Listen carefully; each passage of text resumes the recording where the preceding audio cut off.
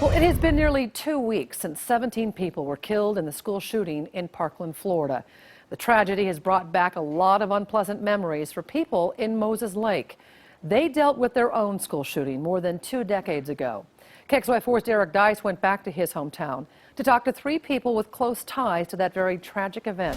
And in the story you'll see only here on KXLY, he found out what they have learned from their experience and the solutions they want to see to prevent another shooting.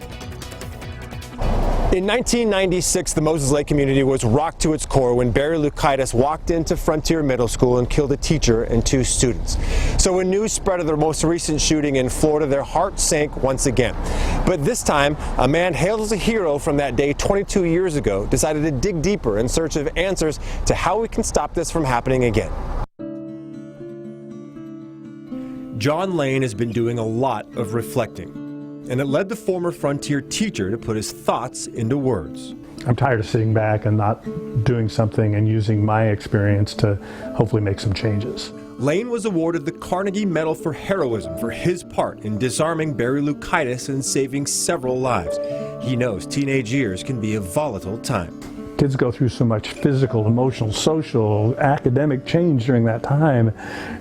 Their lives are up in the air. But Lane and County Prosecutor Garth Dano, who once represented Lukaitis, believe it goes beyond that, to the breakdown of the family unit and increased exposure to violence. With Lukaitis, totally broken home, growing up in chaos, spent too much time watching video games and the culture of violence. Arnie Fritz was one of the students killed by Lukaitis. His mom, Alice Fritz, says school shooters are usually kids in pain.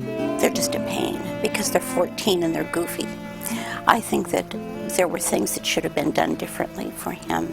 And Lane says when kids are in pain, they need to get a significant adult involved in their life or a professional and get some help. And it's not a sign of weakness, it's a sign of strength. He also believes there are problems with our school discipline system. We need to somehow figure out how we can take someone who's in trouble, whether it's truly mental health or it's just a discipline issue, but help them to learn better skills and coping skills. They all want kids to see something, say something, but what's the next step? Where does it go? Does it go to mental health? Does it go to the school? I hope that children would feel free to speak up, but it's not their job to see death around the corner. It's adults that need to be seeing it.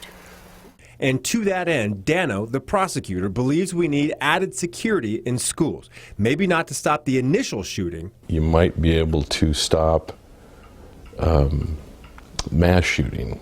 And that brings us to gun control. I am a firm Second Amendment advocate, and I think that responsible adults should have guns, but where that plays out is a really hard issue. I think it is silly that people have automatic weapons. I think we could do something about that. Fritz has issues with America's attitude towards guns. And I would question the spiritual life in America of those of us who feel the need to say that in the name of God, God has said, here are your guns. You can edit it. I just think that's bullshit.